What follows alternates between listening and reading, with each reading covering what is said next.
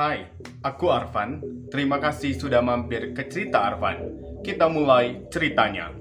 Seorang wanita cabuli 17 anak di bawah umur di Jambi, guys, dengan modus memanfaatkan bisnis rental PS hingga bujuk rayu korban lalu dilecehkan. Kini wanita tersebut ditetapkan sebagai tersangka. Pelaku ini, guys, bernama Yunita Sari Anggraini alias NT atau YS. Dia ini ibu muda berumur 25 tahun dengan satu anak yang berumur 10 bulan. Ia memiliki usaha rental PlayStation atau PS ya di rumahnya dan warung kecil di Jambi. Dia juga ternyata biduan dan memiliki usaha organ tunggal sebelumnya. Diketahui pelaku juga sempat mengenyam pendidikan di sekolah perawat. Perempuan yang beralamat di Barajo, Kota Jambi. Dia ini menempati rumah tersebut bersama dengan suaminya kurang lebih sekitar 2 tahun. Dan dia ini, guys, jarang banget bergaul dengan warga sekitar.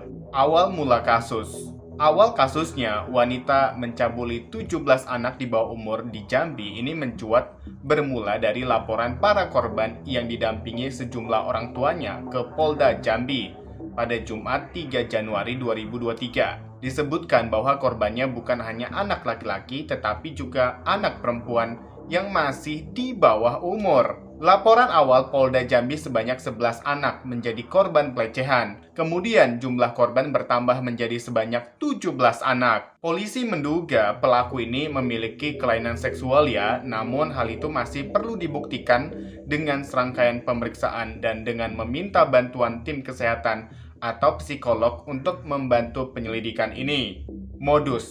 Modus yang digunakan pelaku untuk mencabuli para korbannya yaitu dengan membuka rental PlayStation atau PS. Pelaku memanfaatkan usaha rental PS-nya ini untuk merayu hingga memaksa korban agar memenuhi hasratnya yang gak wajar. Nah, ini saat ada anak-anak main video game di ruang tamu, ini dipanggil satu-satu untuk masuk ke kamarnya. Untuk melancarkan aksinya, pelaku ini menyuruh korban anak laki-laki untuk memegang payudara dan kemaluannya. Dan pelaku ini juga menyentuh kemaluan para korban. Sementara terhadap korban perempuan, disuruh melihat aktivitas tersebut. Ini ada juga laporan bahwa korban yang masih anak-anak ini dipaksa untuk menonton film porno hingga menyaksikan adegan hubungan intim dengan suaminya melalui celah jendela atau mengintip ya, guys. Usai dilakukan pendalaman kasus, diketahui bahwa perbuatan pelaku ini terbatas pada perintah memegang dan melihat.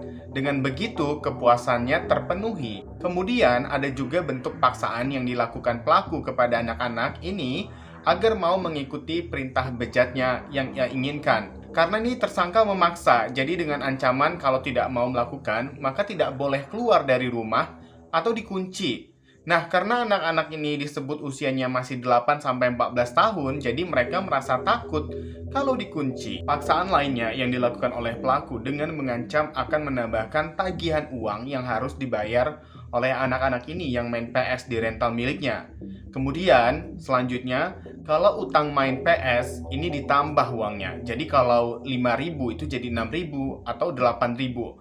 Kalau nggak mau ya, kalau mereka menolak. Bahkan kalau mainnya berlebihan, maka berlipat ganda uangnya. Jadi, makanya anak-anak ini juga merasa takut karena dikurung, ditaruh di kamar. Makanya mereka akhirnya melakukan. Ancaman dari si pelaku yaitu cukup untuk membuat para korban merasa ketakutan dan akhirnya terpaksa mengikuti perintah bejatnya.